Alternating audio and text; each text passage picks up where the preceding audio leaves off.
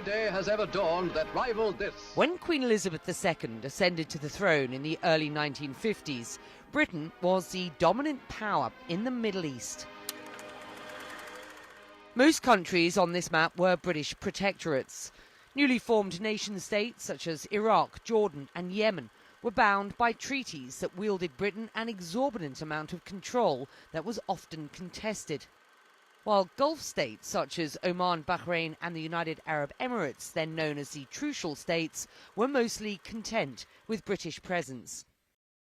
Queen Elizabeth quickly became a familiar face in the Middle East, making her first state visit to the region in Libya just 2 years after she became head of state. She was also pictured next to the Emir of Bahrain, Sheikh Ahmed bin Isa Al Khalifa, Kuwait's Sheikh Abdullah bin Jabbar, and the UAE's founding father, Sheikh Zayed bin Nahyan.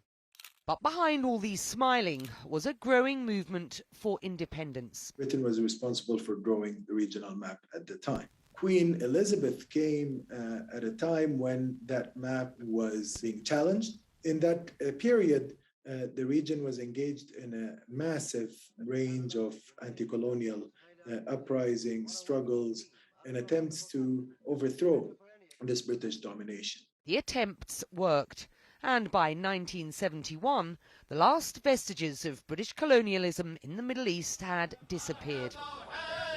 But visits between Queen Elizabeth and the region's rulers didn't stop, particularly with those in the Gulf Cooperation Council, or GCC, where Britain's legacy wasn't viewed as unfavourably as in other parts of the Middle East. The number of state visits or other high-level visits of the British royal family to the GCC.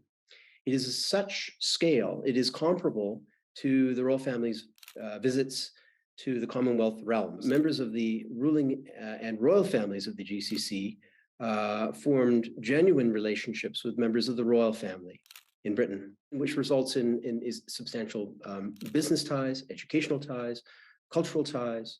Those ties have also been shared with royal families outside of the Gulf, such as Jordan, despite being a former British protectorate.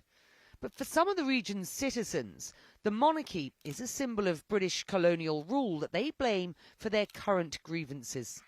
There are many people in the Arab world that don't have particular resentment to the Queen or the current King of England. However, they certainly disapprove of British colonial policy because it took a huge toll on the people of the region.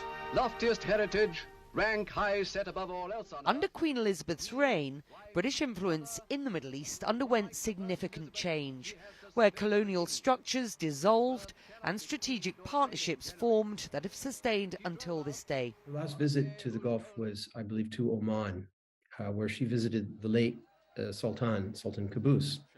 And if you take a look at the photos and images, you'll see the genuine feeling of affection and friendship between those two monarchs. It is deep, it is meaningful, it is real. Britain is more, I think, than just a strategic ally. It's family. 3 cheers for His Majesty the King. Hip hip! Hooray! While this crucial chapter of British history closes, another may soon be burgeoning, as the new King Charles III looks towards the region to build off the relationships his mother cultivated.